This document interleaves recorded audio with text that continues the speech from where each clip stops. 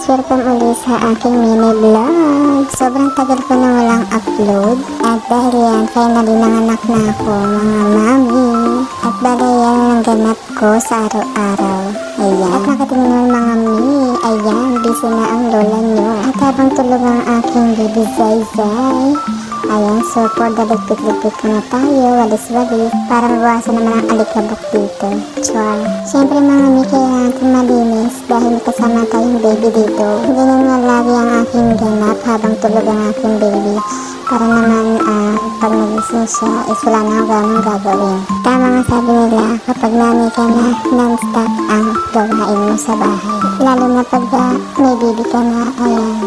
Sa oras na yun kasi ako lang mag-isa dyan, tsaka kami lang ng baby ko. Dahil nga si mama, tuwing hapon is nandun siya sa tindahan ng tita ko. Nagbabantay siya doon. So, okay lang yan para naman hindi siya mainit dito. Tsaka, sandaling oras lang naman yung sa gabi, nandito na siya. Ayan, kung nakikita niyo is pagalaw-galaw si baby. Ayan, hindi ako matapos sa ginagawa ko. At syempre mahina na ang galaw natin dyan. Dahil alam mo yun, ayoko siyang nagigising. Dahil kung nagising yan, Diyos mo.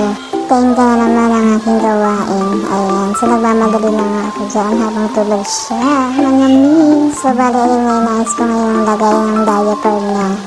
Ayan, so para kapag kailangan ko ng diaper, ayan, kuha lang ako ng kuha. Kasi tatanggap ko sa may plastic niya at nilalagay ko siya sa lalagyan. Dahil first time ma'am ako, ayan.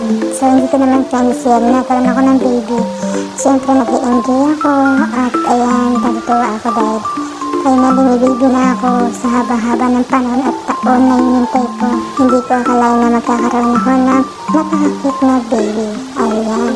At sana dala-diretso na ito ang aking pag-vlog kasi mga nakaraang buwan is talagang busy ako. At hindi ko rin nakalain that time na mga anak na ako. So, ayun, mas lalong naging busy ang lola nyo. So, dahil may sila itong aking vlog. So, next time na ako mag-story time. So, hanggang dito muna ang aking video for today. Bye! Thank you for watching!